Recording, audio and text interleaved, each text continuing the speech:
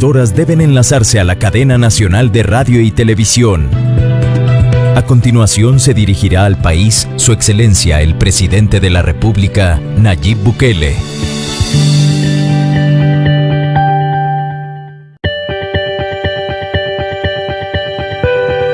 Transmite el Gobierno de El Salvador. Todos los canales y emisoras deben enlazarse a la cadena nacional de radio y televisión. A continuación se dirigirá al país Su Excelencia el Presidente de la República, Nayib Bukele.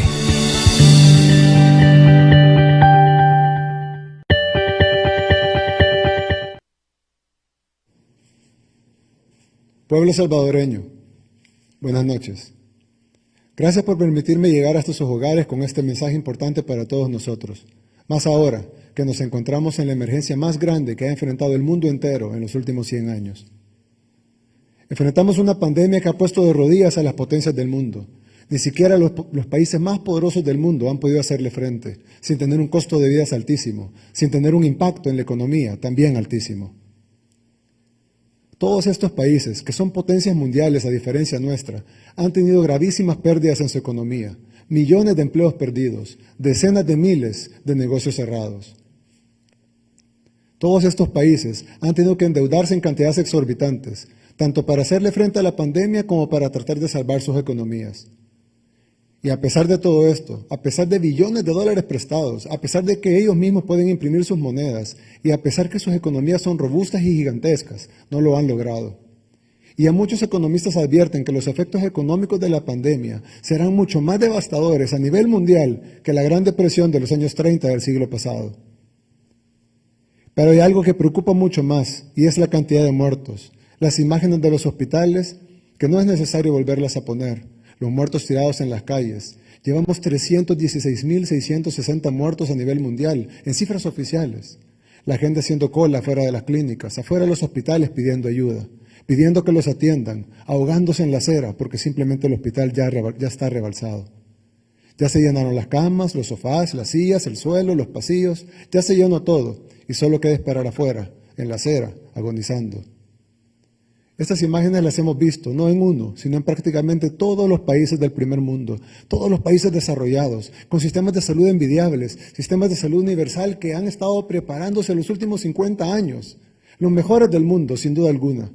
Todos ellos han sucumbido estrepitosamente al pico de esta pandemia. Pero también hemos visto cómo muchos de estos países han logrado aplanar la curva, han logrado bajar las muertes, han logrado bajar los contagios diarios, pero lo han logrado después de decenas de miles de muertos y después de confinamientos y cuarentenas extremas, largas, rígidas e implacables. En todos estos países se han cerrado los negocios, se ha paralizado la economía, la gente se ha quedado en casa obligatoriamente, mientras el gobierno no les ha dado una solución para su pago de luz, de agua, de cable o de internet. Los gobiernos no les dan bonos a los más pobres, no congelan los pagos a los bancos, ni las hipotecas, ni las tarjetas de crédito. Simplemente les han dicho que es en casa, es una orden. Aún así, no han podido parar las decenas de miles de muertos en cada país, mucho menos el descalabro total de estas economías que nuestros países siempre han envidiado, que durante décadas nuestra gente ha emigrado a ellas porque eran y siguen siendo mejores que la nuestra, porque son países ricos y los nuestros son países pobres. Pues ni con toda esa riqueza, ni con toda esa robustez de sus sistemas económicos, de poder imprimir sus monedas, de poder prestar billones de dólares o billones de euros, de tener los mejores sistemas de salud, equipos y hospitales del mundo, ni con todo eso han podido hacerle frente al pico de la curva del COVID-19. Lo peor es que la mayoría de esos países, luego de largas y estrictas cuarentenas, luego de destruir sus economías, luego de perder decenas de miles de personas, han logrado bajar la curva y algunos haciendo aperturas graduales de sus economías. Para tratar de detener una parte de la caída, para tratar de detener una parte del desempleo y que no llegue a niveles históricos, tratar de salvar las cadenas de producción de alimentos y pensar en algún día volver a tener lo que tuvieron. Que las aerolíneas vuelvan a volar, que el turismo, un ingreso tan vital para muchos de estos países, vuelva a florecer. Pero a medida que algunos de estos países van reabriendo, se están dando cuenta que se está generando otro pico de la curva. Algunos científicos y epidemiólogos, los más famosos del mundo, están alertando que este segundo pico de la curva viene y que este rebrote podría ser incluso más fuerte que el primero, costando más vidas humanas, obligando al cierre de la economía otra vez. Esta segunda vez traería efectos tan devastadores a la economía mundial que los expertos ni siquiera se atreven a hacer cálculos.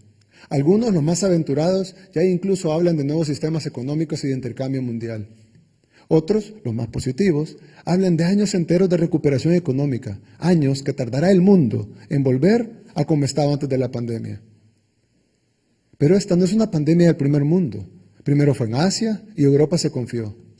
Cuando entró en Italia, los demás países europeos pensaron que no les pasaría a ellos. Luego la curva crecía en España y pensaron que ahí se quedaría, pero luego atacó a Alemania, a Francia, al Reino Unido, etc. Países que siempre han sido ejemplo en el mundo en la atención de salud, como Suecia o Bélgica, también fueron puestos de rodillas por esta pandemia. De hecho, Suecia o Bélgica son ahora dos de los países con más casos per cápita en el mundo. Entonces se pensó que podía ser una epidemia que más que todo atacaría a Europa. Luego, cuando Estados Unidos se volvió el epicentro, del mundo, con más de 90,000 muertes confirmadas, no solo en los Estados Unidos, sino que muchas muertes de estos fueron compatriotas nuestros. Más de un centenar de compatriotas nuestros fallecieron en Estados Unidos a causa del COVID-19.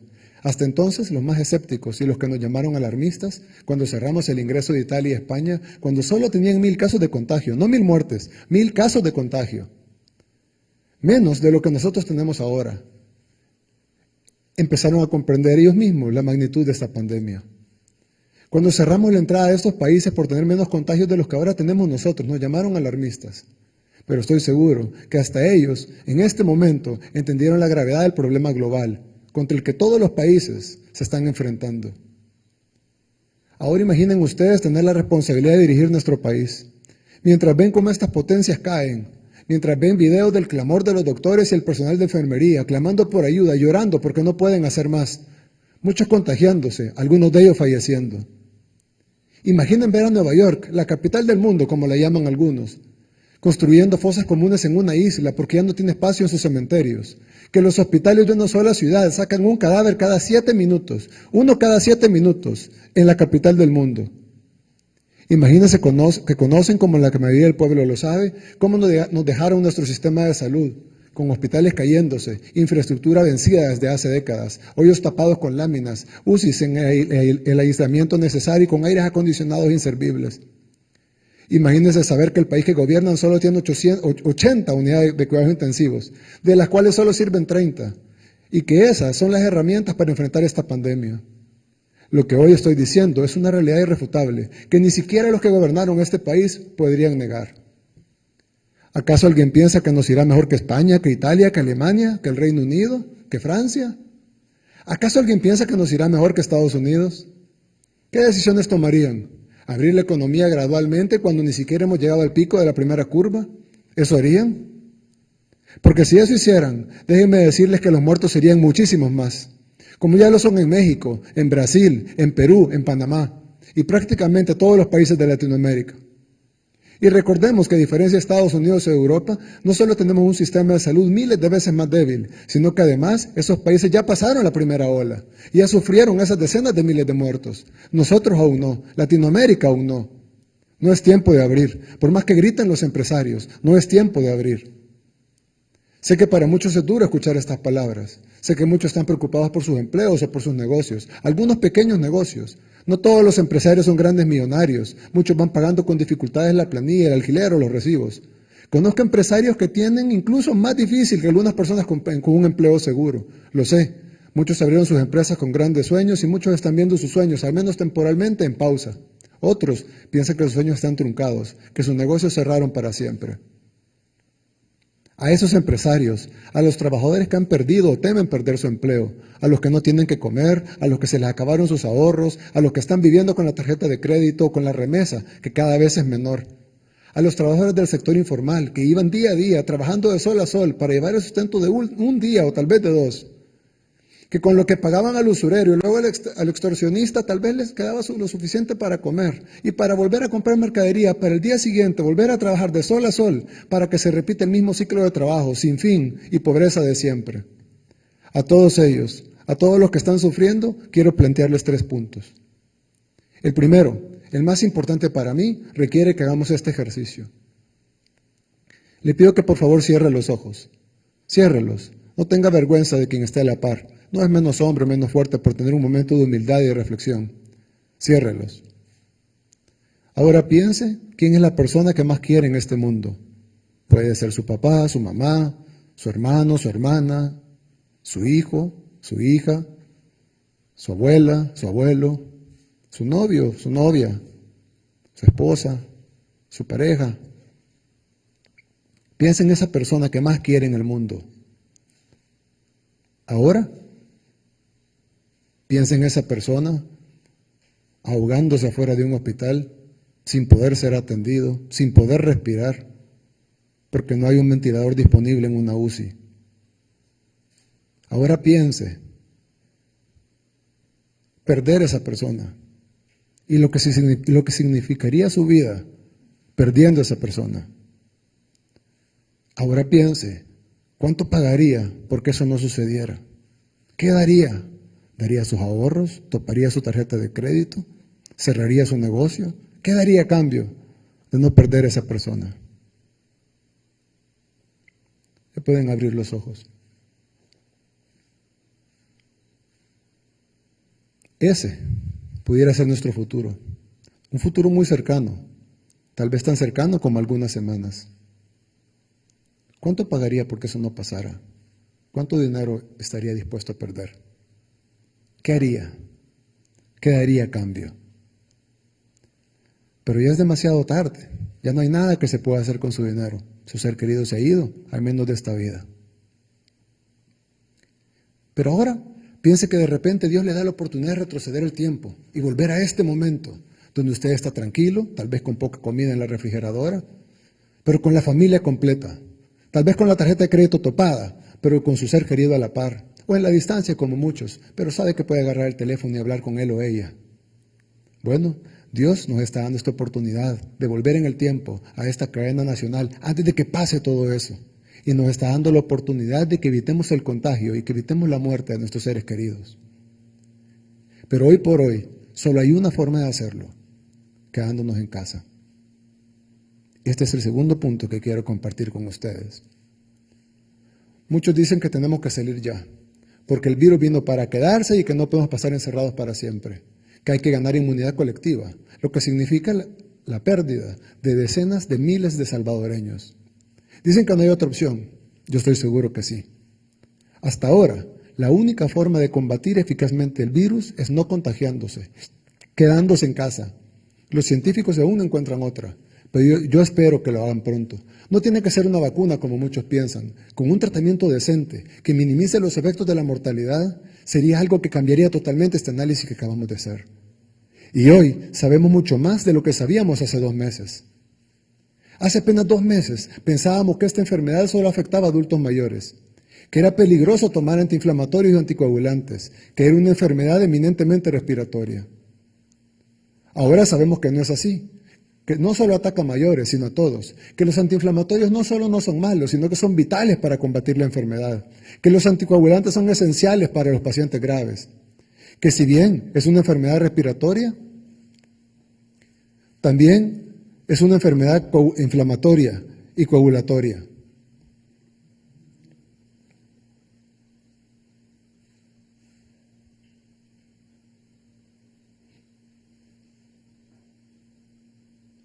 Ahora sabemos mucho más de esta enfermedad de lo que sabíamos antes. Y eso nos da una esperanza que dentro de ¿qué sabremos mañana? ¿Qué sabremos dentro de 3 días? ¿Qué sabremos dentro de 1 semana? ¿Dentro de 15 días? Yo sí tengo fe que vamos a encontrar que los científicos, que Dios va a ocupar a la mente y las manos de nuestros científicos, de nuestros médicos, de nuestros laboratoristas, de nuestros farmacéuticos, para encontrar una cura, un tratamiento, un suero con anticuerpos, algo, un tratamiento decente, un tratamiento que baje la mortandad. Estoy seguro que nuestros científicos, con la ayuda de Dios, van a encontrar algo que va a hacer una gran diferencia y que va a poder hacernos tomar otras decisiones.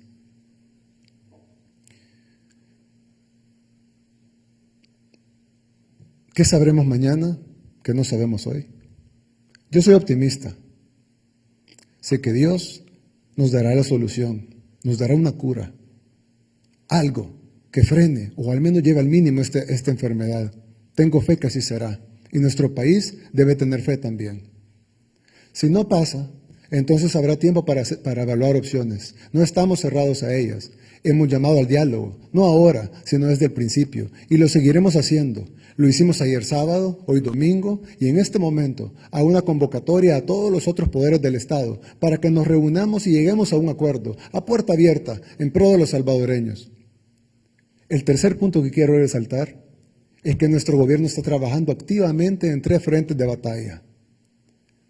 El primero, está trabajando en prevenir el contagio y combatir la enfermedad. El segundo, en garantizar la seguridad física de todos los salvadoreños. Y el tercero, en llevar alimento a todas las familias salvadoreñas que lo necesiten. El primer frente de batalla, en cuanto a prevenir el contagio y combatir la enfermedad, hemos estado trabajando desde enero. Conformamos un gabinete ampliado de salud, planes de prevención, controles en los aeropuertos y luego, cuando un país anunciaba desbordamiento en su brote, cerrábamos el ingreso de extranjeros de ese país. Así cerramos la entrada a nuestros pasajeros de China, Corea del Sur, Italia, Irán, Alemania, Francia, España. Y cuando Estados Unidos desbordó, cerramos el aeropuerto por completo. Desde que cerramos las fronteras, hemos estado en contacto con los salvadoreños que se quedaron afuera de ellas. No los hemos dejado solos. El sistema consular y diplomático de El Salvador ha estado apoyándolos desde el alojamiento hasta medicina. Se ha invertido hasta el momento $175,000. Se inició la repatriación de nuestros hermanos varados en el exterior por la pandemia, dando prioridad a las personas que más vulnerabilidad están sufriendo fuera de nuestras fronteras. Hemos recibido compatriotas que habían quedado varados en México, Honduras, Guatemala, Belice, Costa Rica, Panamá, Nicaragua, Jamaica, República Dominicana. En total, se han traído cientos de compatriotas con el plan de repatriación. Se ha reforzado con recurso humano en el área de salud. 1,738 nuevos profesionales se han incorporado para hacerle frente a la pandemia, con una inversión de más de $3 millones. Hemos dado un bono mensual de $150 a todo el personal que está atendiendo esta emergencia, personal médico, de enfermería, agentes de la PNC, miembros de la Fuerza Armada, personal del Ministerio de Obras Públicas, de Protección Civil. Esto significaba una inversión de $13.3 millones. Se crearon y adecuaron centros de cuarentena, los que han representado una inversión de más de $80,000 en alimentos a diario, desde que se iniciaron a funcionar, y se ha dado alrededor de 591,000 platos de comida. Se han invertido $500,000 en compras de materiales. Se realizaron mejoras en los centros de cuarentena. También se han invertido cerca de 5.4 millones, que significa la contratación de 172 hoteles que se convirtieron en centros de cuarentena, y hemos hospedado 8.860 personas desde que inició la emergencia nacional hasta el 17 de mayo. El despacho de la primera dama ha dado respuesta rápida y efectiva a través de su despacho, con el apoyo del CONNA y el ISNA, a las necesidades de familias que han estado en cuarentena en los centros especializados para familias con niños, con niñas, con mujeres embarazadas, y en los que se han repartido 92,000 platos de comida desde que iniciaron a funcionar. Con esto, el despacho ha aportado $121,000 en alimentación de estos centros de cuarentena, transporte especializado desde el inicio de las medidas, movilización de positivos, pruebas, nexos, retornados, ingresados por fronteras y puntos ciegos, $1.45 millones en total. Para atender a la población se reforzó el call center, el número 132, con $59,000 para despejar las inquietudes sobre los síntomas de COVID-19. En la fase 2 del combate de la pandemia seguimos reforzando el sistema de salud. Se inició la construcción del Hospital Especializado de COVID-19 en CIFCO, y por primera vez se han intervenido simultáneamente el 100% de los hospitales de la Red Nacional de Salud, que había sido abandonado durante décadas. Esto significaba una inversión de más de $28 millones. Se ha invertido en el ISSSTE de San Miguel, que estaba abandonado. Se invirtieron 82.83 millones en capacidad instalada para 160 pacientes. Contemplaba 7 UCIs y 10 unidades de cuidados intensivos. El Hotel Siesta lo convertimos en un hospital, el ahora Hospital La Ceiba. Hemos habilitado 5 hospitales para atención a pacientes COVID-19, el Hospital Nuevo de Jiquilisco, el Hospital Nuevo de Tecoluca, el Hospital La Ceiba, el Hospital de la Segunda Brigada de Infantería en Comalapa y el ISSSTE de San Miguel. Se han habilitado 100 unidades de cuidados intensivos, 4 en el Hospital San Rafael, 21 en el Hospital Rosales, 20 en el Hospital Bloom para niños, 15 en el Hospital Saldaña, 15 en el Hospital Militar. Hemos instalado 1.039 camas nuevas en hospitales temporales en Jiquilisco, en Tecoluca, en La Ceiba y en la Segunda Brigada Aérea de Comalapa, como en otros hospitales de la red nacional. Se adecuó el ISNA como espacio hospitalario para niños con una inversión de $300.000. Las instalaciones estuvieron abandonadas por años. Para proteger a nuestros héroes hemos entregado más de 11 millones de unidades de insumos de protección personal en toda la red hospitalaria. Hemos invertido aproximadamente $21 millones en gorros, zapateras, guantes de látex, cabachas descartables, mascarillas, gafas de policarbonato, trajes de protección completos, caretas protectoras de acrílico. Hemos garantizado la protección de todo el personal médico y enfermería a nivel nacional, mejor que muchos de los países del primer mundo.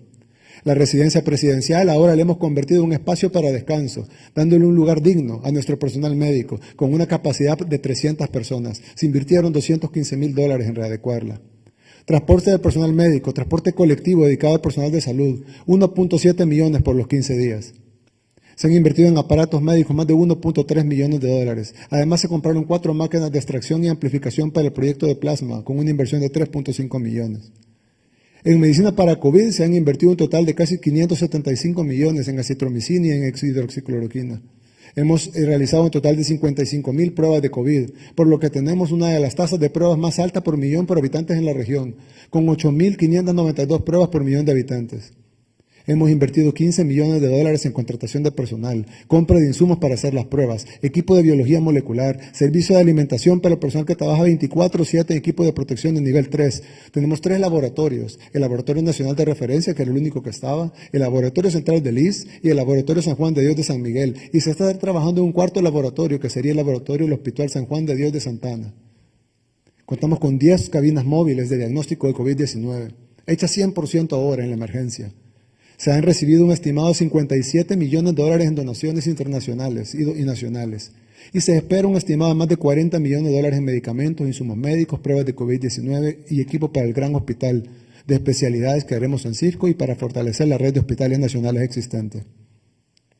En este trabajo de prevenir y combatir esta terrible enfermedad, hemos encontrado el heroísmo y la valentía del personal médico y de enfermería, del sistema público de salud, ese mismo que había soportado la desidia y el abandono de los gobiernos anteriores. A ellos y ellas va mi más sincero agradecimiento. Este país estará en deuda con ustedes eternamente.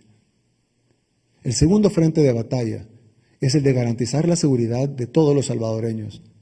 Estamos trabajando arduamente, redoblando esfuerzos. Nuestros policías y nuestros soldados se están repartiendo entre controlar la delincuencia, hacer cumplir la cuarentena, cuidar nuestras fronteras y repartir alimentos. Un saludo a ellos también. Algunos están en tiendas de campaña en estos momentos, sin poder ver a sus familias, cuidando los más de 300 puntos ciegos de nuestras fronteras, evitando que el virus entre por esos lugares. No sé cómo agradecerles tanto, lo hago cada vez que puedo y de todas las formas que mi cargo con sus limitaciones me permite. Esta semana tuvimos 3 homicidios, sí 3, pero no en un día, sino en toda la semana. Pasamos de tener 13 a 15 homicidios diarios hace menos de un año cuando gobernaba el partido anterior, a tener 3 en una semana. En los últimos 30 años El Salvador tuvo 2 días sin homicidios. Solo en esta semana tuvimos 4 días sin homicidios. También se han reducido grandemente las desapariciones forzadas, los robos, asaltos y otros delitos. Algunos dirán que es por la cuarentena, pero en muchos otros países la cuarentena ha hecho que los homicidios crezcan. De hecho, en otros países la delincuencia se ha desbordado,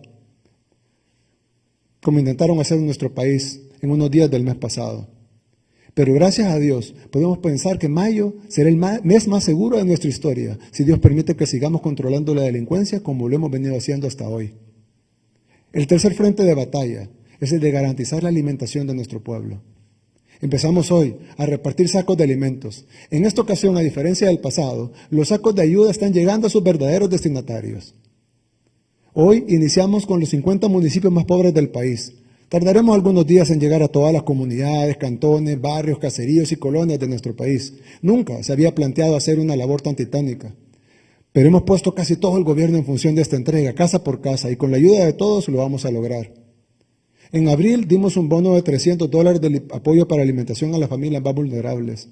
En total fue una inversión de $350 millones. Esta ayuda llegó a alrededor de 1.3 millones de familias salvadoreñas. El despacho de la primera dama hizo entrega de paquetes con alimentos a personas que no recibieron los $300. Se repartieron miles de paquetes con alimentos y miles de cajas de leche. Hoy se inició la repartición de los paquetes alimentarios a través de Bienestar Social, donde daremos seguridad alimentaria a 1.7 millones de familias al mes.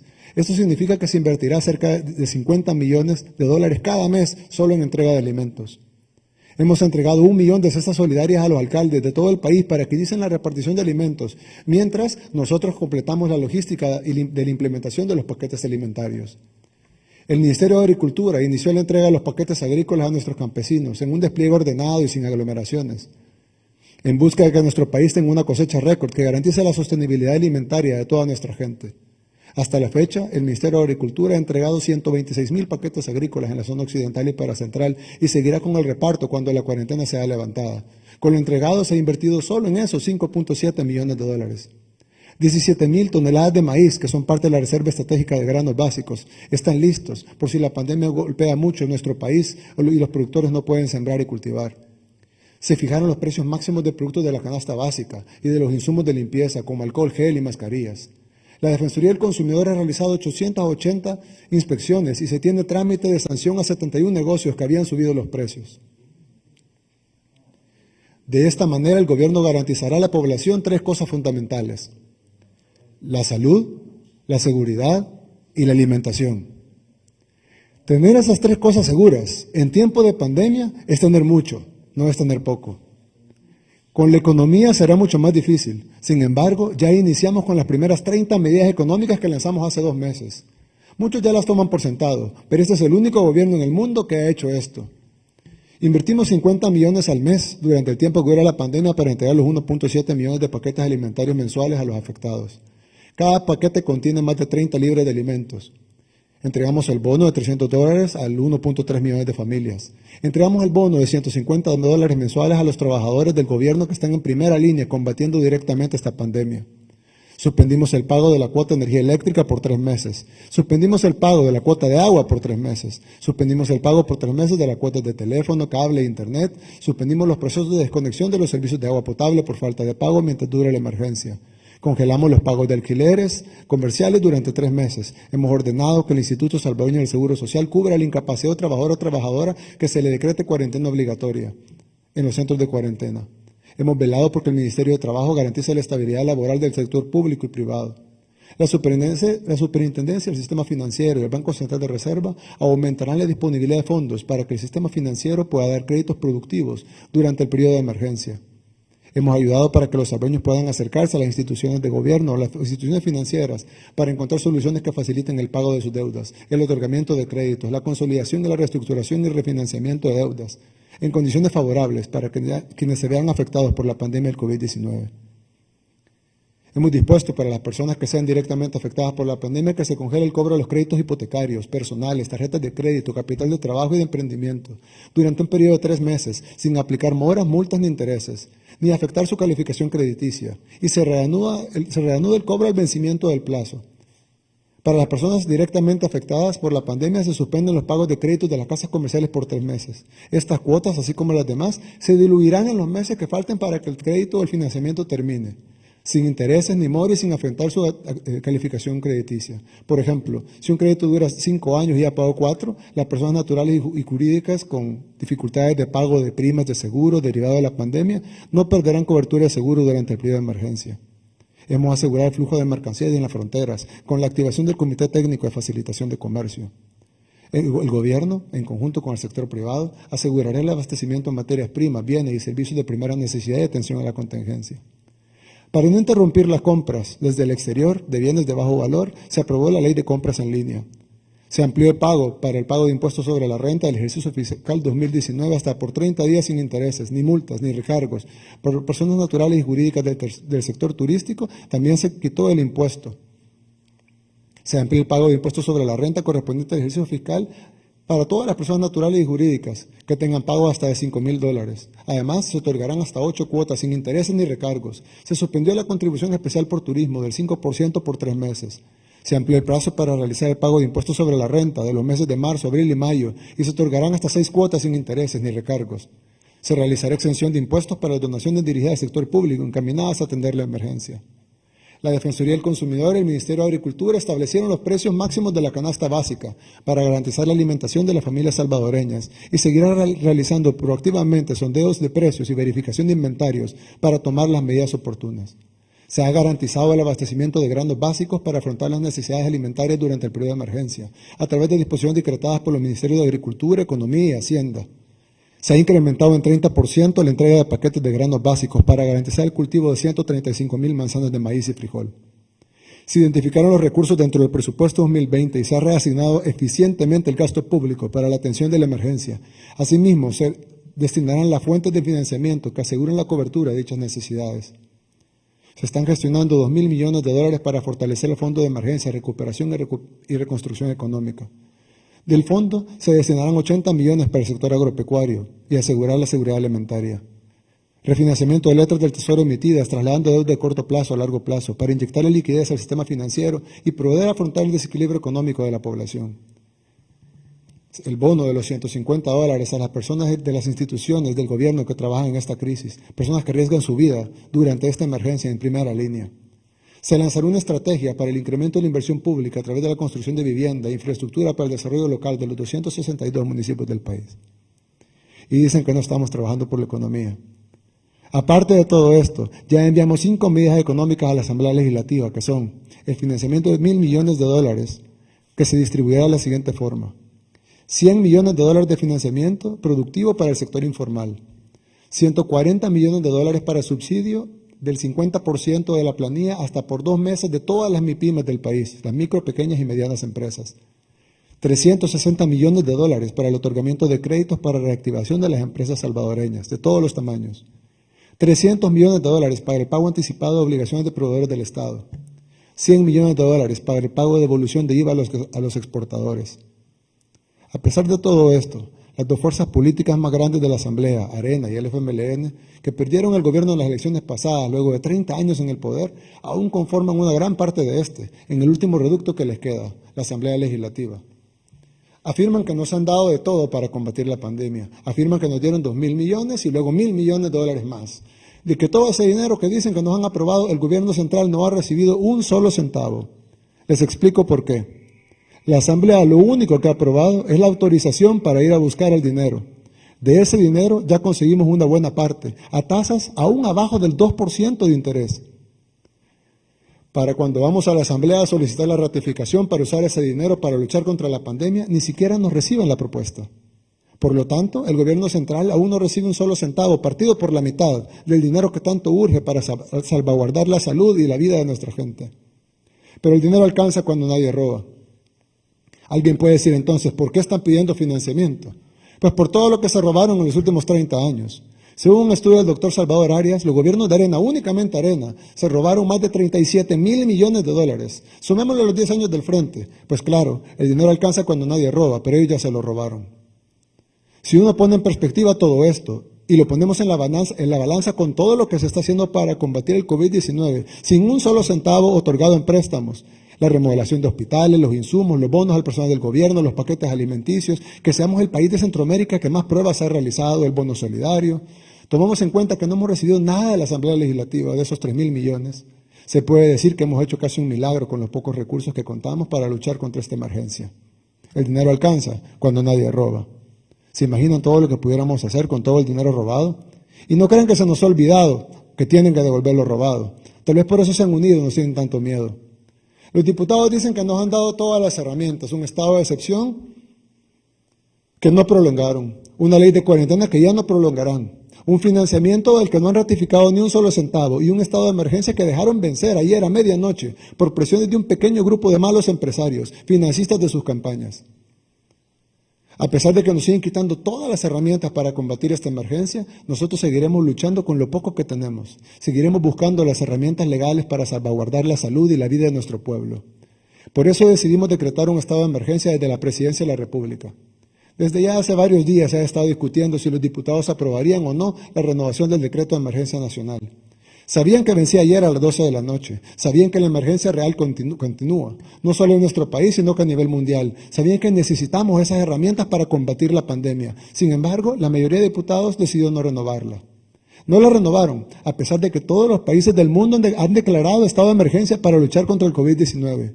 El Salvador se convertiría, según la mayoría de diputados, en el primer país del mundo que mate el coronavirus por decreto legislativo, al declarar que no estamos en emergencia nacional.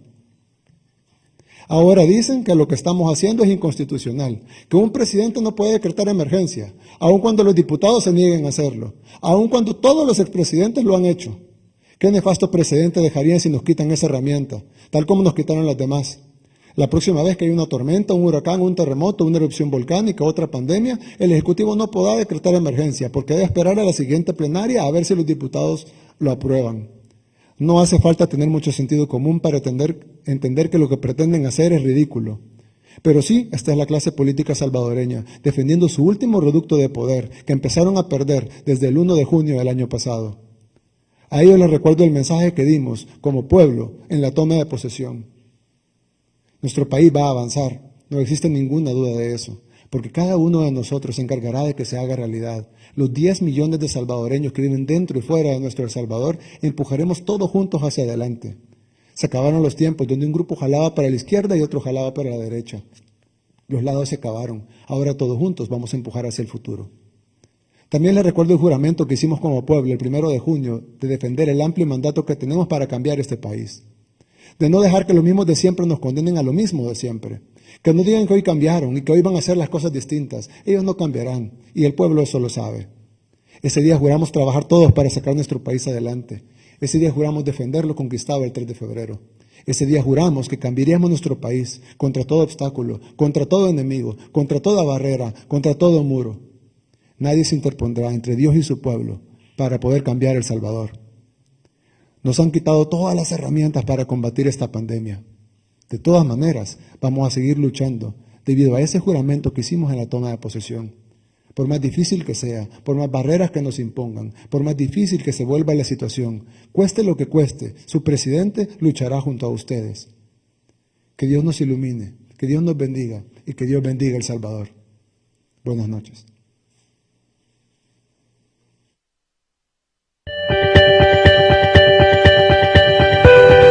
Transmitió el Gobierno de El Salvador.